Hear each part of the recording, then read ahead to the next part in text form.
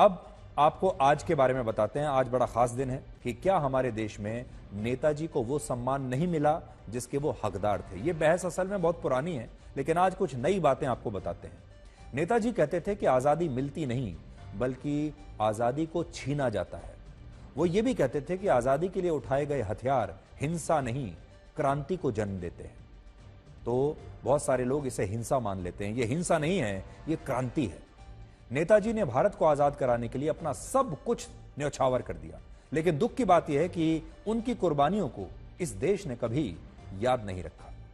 इतिहास की किताबों में यही पढ़ाया गया कि महात्मा गांधी और पंडित जवाहरलाल नेहरू ने अंग्रेजों के खिलाफ जो भारत छोड़ो आंदोलन किया था, उससे ही भारत को आजादी मिली।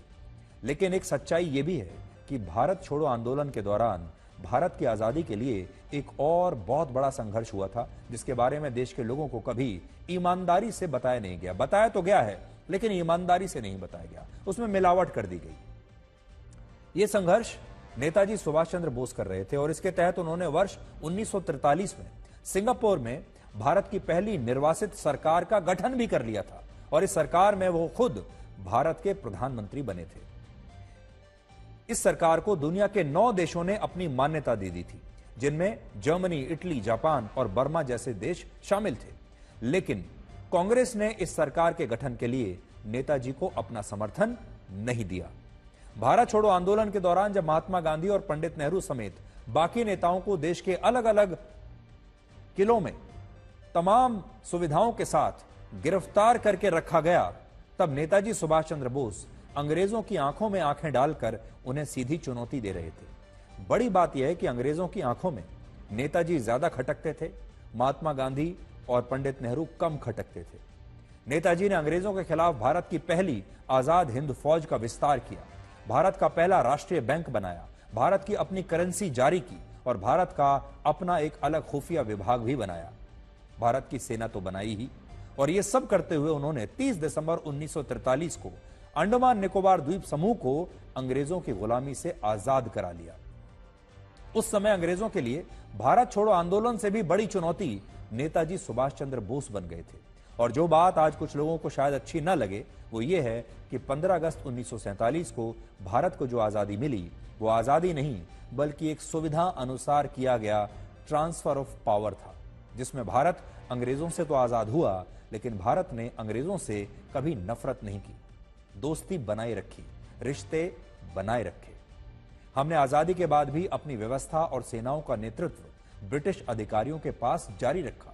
हमने आखिरी ब्रिटिश वाइस रॉय रहे लुई माउंटबेटन को आजाद भारत का पहला गवर्नर जनरल भी बना दिया और आजादी के बाद भी ब्रिटिश मूल के अधिकारियों को भारत की तीनों सेनाओं का प्रमुख बनाकर रखा।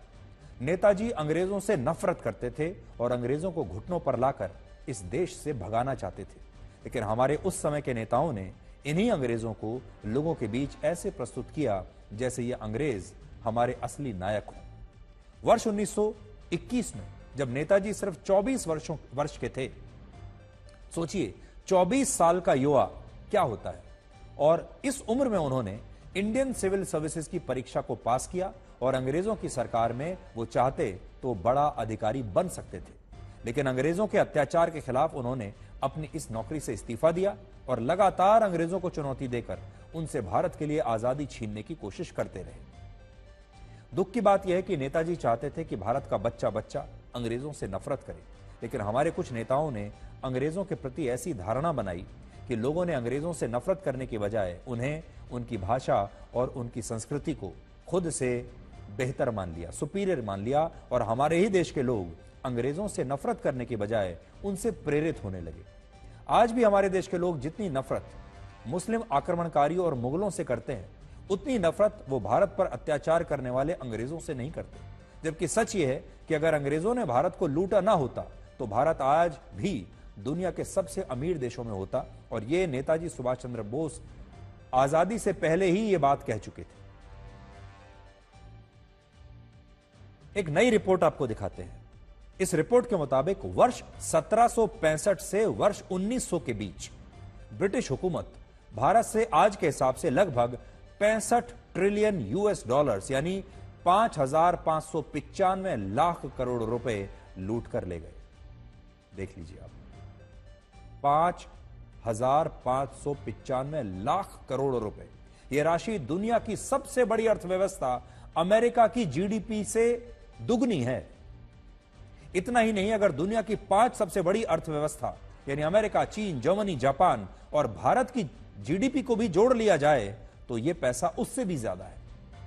आज अगर यह पैसा भारत के 142 करोड़ लोगों में बराबर बांट दिया जाए तो हर व्यक्ति के हिस्से में लगभग 40 लाख रुपए आएंगे। और इससे आप अंदाजा लगा सकते हैं कि अंग्रेजों ने हमें किस कदर लूटा, लेकिन हमारे नेताओं ने तब भी अंग्रेजों के सम्मान में कोई कमी नहीं आने दी। इसी रिपोर्ट में यह भी लिखा है कि वर्ष 1750 में दुनिया के औद्योगिक उत्पादन में भारत की हिस्सेदारी 25% थी, लेकिन अंग्रेजों की कठोर नीतियों की वजह से वर्ष 1900 तक दुनिया के औद्योगिक उत्पादन में भारत की हिस्सेदारी सिर्फ 2% रह गई। और मौजूदा समय में औद्योगिक उत्पादन में भारत की हिस्सेदारी 2.9% है। लेकिन आज से लगभग 175 वर्ष पहले दुनिया का 1/4 औद्योगिक उत्पादन भारत में हुआ करता था। अंग्रेजों की नीतियों ने भारत को उस स्थिति में कभी ऐसा पहुंचा दिया जहां से वापस दोबारा अपने पैरों पर खड़ा होना भारत के लिए आसान नहीं था। लेकिन इसके बावजूद आज हम अंग्रेजों से नफरत नहीं करते, जबकि नेताजी कहते थे कि अंग्रेजों ने हमें इतना लूटा है कि इनसे आजादी छीनकर वो उन्हें घुटनों पर लेकर आएंगे। सबसे बड़ी बात यह है कि जब पूरी दुनिया में इंडस्ट्रियल रेवोल्यूशन आ रहा था, औद्योगिक क्रांति आ रही थी, जब पूरी दुनिया में मशीनें आ रही थी, क्योंकि मशीनें उत्पादन को बढ़ावा देती थी, जब पूरी दुनिया में फैक्ट्रियां लगाई जा रही थी, तब अंग्रेजों ने इस औद्योगिक रेवोल्यूशन को, इस औद्योगिक क्रांति को भारत तक नहीं आने दिया।